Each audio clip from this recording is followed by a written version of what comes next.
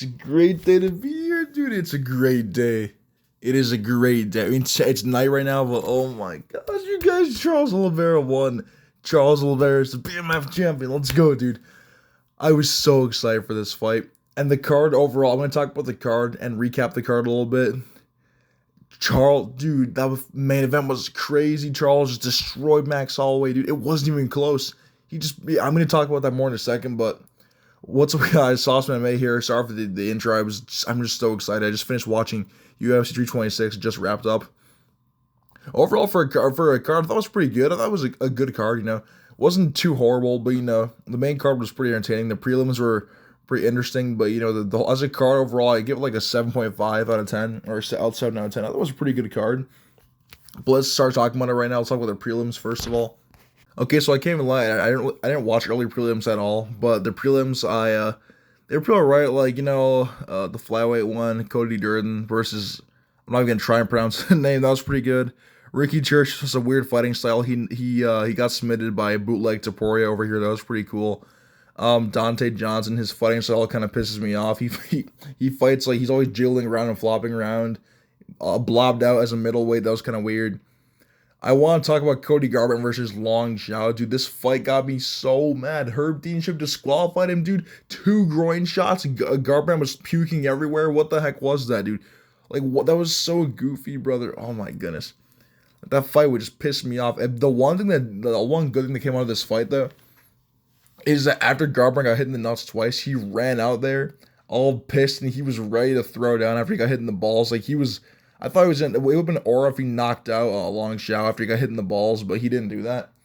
But whatever, it's fine. Now, these prelims were they're okay. They're kind of crappy, but they're prelims. I don't expect a whole lot from them. They're pretty alright. Now let's talk about the main card now. So for the main card, you guys can't see it on here, but Bruno Ferreira versus Bruno Ferreira versus Gregory Rodriguez. That was a great fight for like the 20 seconds it lasted, because Gregory Rodriguez just went out there, threw a right hand, just leaned forward, and just put Ferreira out brutally, dude.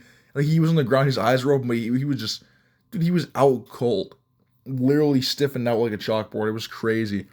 And for the main card, I went 3-2 in predictions. I wanted to go do a little better, but, I got Porhalio. I predicted him to win. He won. Oliveira won. That's awesome. Gregory Rodriguez won, and then Raul Rosas and Drew Dober screwed me over in terms of predictions, but I'll talk about them in a couple minutes. And I'm going to talk about Drew Dober right now.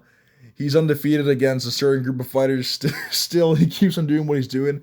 I picked Michael Johnson to win. I can't lie, he was doing good that first round. He was jabbing him up, moving around and stuff. Michael Johnson's wicked fast, too. He has really good speed for the division. And then round 2, Drew Dober hits that crazy left hand and just puts him down. And when Michael Johnson hit the ground, I knew it was over. It was a really devastating finish. And Drew Dober, his chin just swinging around. I actually cut my screen open because Drew Dober's chin is just so big and long. It just cut my TV screen open from the arena. It was pretty crazy. But Drew Dober got the knockout. It was pretty cool. Like, he just kind of threw that, again, like basically the opposite of what Gregory Rodriguez did. He just threw that left hand and just caught Michael Johnson coming in pretty bad and dropped him and finished him with extra punches. That fight was pretty cool, though. Then we got Rob Font versus Rosas Jr. I'll admit, Rosas has improved a lot. This fight was kind of stinky, though, because Rosas literally has no ground and pound. And people were crapping the Charles Oliveira fight, dude. That fight wasn't amazing, but this fight was... Dude, Rosas is so one-dimensional, dude. Like, genuinely, he gets you down and just doesn't throw ground and pound. He just sits there and just kind of holds you down and does nothing. And Rob Font, I picked him the wings. I thought he was going to just keep the fight standing and outstrike Raul Rosas, but he didn't do that. Like, he literally just got taken down and held down, and he couldn't do anything. Like, he got some decent scrambles here and there, but it just wasn't enough, So, yeah, Rob Font, he lost to Rosa Jr. Rosa Jr. is ranked, though. That is pretty cool. He's a young fighter. He's, was it like 21 or 20, and he's ranked in the bantamweight division. Now, he called out anyone in the top 10. I think he loses pretty much everybody up there, but we'll never know. He might cockroach his way up there, but we don't know. Now, DeRitter versus Kyle Borralho. This fight was interesting because I picked Borralho to win. And in round 1, he looked really good. Like, I predicted him, like, because his speed and he's well-rounded. And I want to see DeRitter submitting him. And he looked really great round 1, just outstriking DeRitter, moving around. So DeRitter, he looked like people were making excuse for him that he gassed out because he just fought too much. And it was weird because against Robert Whittaker, he did have a great fight. He pushed a great pace, but in this fight, he gassed out pretty fast. Berhalio gassed out too, but they're both gassed. I'm like, DeRitter, I'm like, what happened to him? Like, genuinely, he was getting rocked pretty bad in this fight too. Like, Berhalio was hitting him, he was just stumbling around, like jiggling all over the place and stuff. Round two, DeRitter started to use his size and just really impose himself more, like use his massive frame because he is a huge middleweight. He should probably be fighting a light heavyweight or something. But he used his huge frame, he was just bullying Berhalio around. And then round three, Berhalio actually got a takedown of his own, controlled DeRitter, and he was landing some of his own little ground and pound pocket shots. That was pretty interesting too. And Berhalio won 30-27, which is kind of insane. That's really ridiculous for this fight. I had a 29-28 Berhalio. I thought he won rounds 1 and 3. Round 2, DeRitter kind of like bullied him around, but 30-27, that's ludicrous. Like that is some super terrible judging from those. I don't know what they were watching. They're probably looking at their shoes or something. That is just like, what are we doing? That is awful judging. But it is what it is. Kyle Berhalio won. I picked him to 1. He looks pretty good. DeRitter, I genuinely don't know what you do with DeRitter now. Maybe give him to like. Actually, give him to Gregory Rodriguez. If he can beat DeRitter, I'd say he's ready for the top ranked guys because he did call out someone in the. Actually, I can't remember who Gregory Rodriguez called out. I think he called out. I can't remember. I can't remember who he called out. But yeah, DeRitter looked surprisingly awful in this fight. Like, he gassed out really quick. He couldn't really get anything going. Berhalio just outstruck him and just moved around. And he was snapping him with his punches, just hurting him pretty good with those strikes and stuff.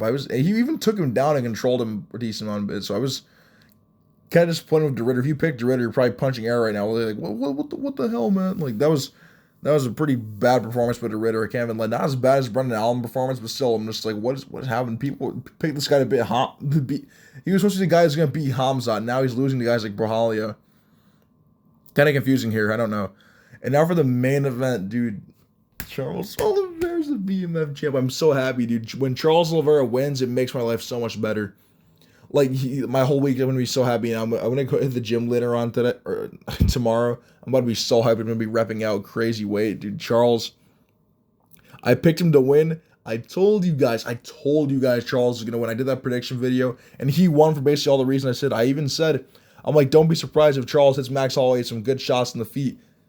Charles was outstriking Max in some scenarios, and that's just the brutal truth. You have to accept the fact that Charles he looked amazing in this fight. Like, his fight against Gamrot, his fight against Max, dude, he's probably been, like, has Charles in powerlifting? Like, he's been so strong recently, I feel like. He picked up Gamrot, like, that one part where he picked him up the fight, and his whole body came off the ground. Dude, against Max, he walked, it was funny, the first round, he walked in, literally zero head movement, just runs into Max's punches, picks him up, and just throws him in I predicted that in my video. I literally said, I'm like, Charles is going to pick him up, throw him against the fence, and finish him. Now, Charles didn't finish him, and I'm going to talk about the finishing stuff in a second, but dude, the strength wasn't even close. Like, Max Holloway literally had no answer for Charles Oliveira's grappling strength. It was crazy, dude. And even the striking, like, Max Holloway's power had no effect on him. Like, literally no effect on Charles. He was just eating those shots like cake. He was just walking towards them and just eating them. I'd say really crafty move by Charles, just walking forward, no head movement, just blockhead mentality, just eating those shots. It was crazy. There was even a point in round 3 where they both like flipped over each other. Like, Charles picked up Max and did like a barrel roll midair and threw him and ended up on top. It was craziness, dude. But yeah, Max Holloway, dude, I predict this. I said Max Holloway's never fought a grappler Charles Oliveira's level. Like, he has fought grapplers, yes, but like Brian Ortega, dude, it's part of the storyline, dude. Like, are you kidding me? He's never fought someone on the same level as Charles Bronx Oliveira, and that was just completely the case tonight. Charles looked great, and as for the fight's entertainment value, like, I heard some people online saying the fight was terrible.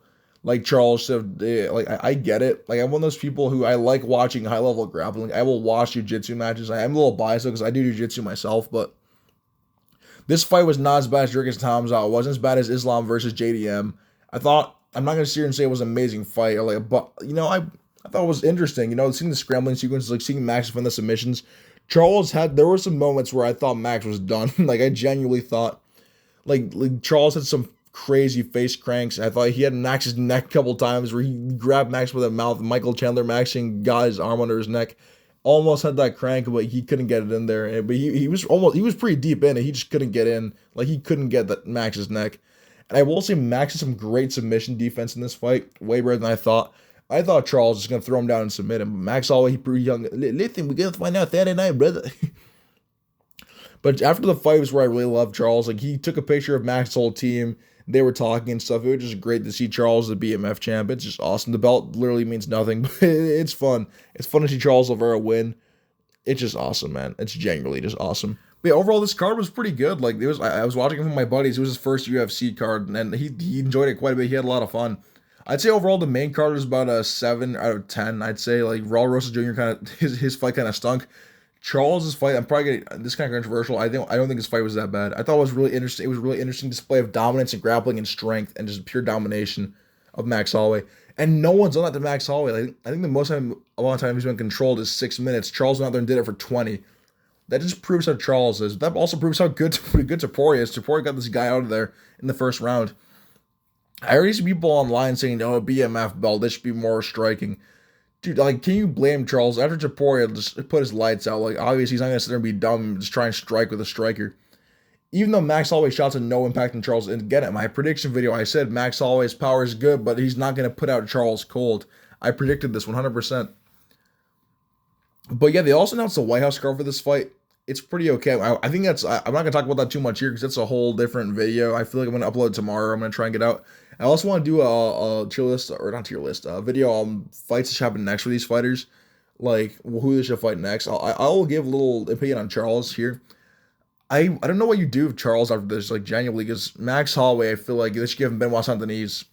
Because he said he wanted to fight for the BMF belt. I don't think he's that level yet. If BSD beats Max Holloway, then he proves he can hang with the elite guys. But with Charles, I don't know what you do with Charles. Because, like, there's Arman and then there's Topuria, but I'm not sure what they're going to do with Topuria because after he beats Gaethje, he could just move up to welterweight, and it could be Charles versus Arman for the vacant belt. Maybe? I don't know. But yeah, Charles, he just kind of stuck here. Making him fight down the rankings would be a little disrespectful, I feel like. But he is active. He might just fight someone like BSD or something soon. I'm not really sure. But it's a great night for Charles Oliveira fans. And for the White House card, they revealed it tonight. And it's not amazing. It's not terrible, but I want to do a video on that separately, like I said before.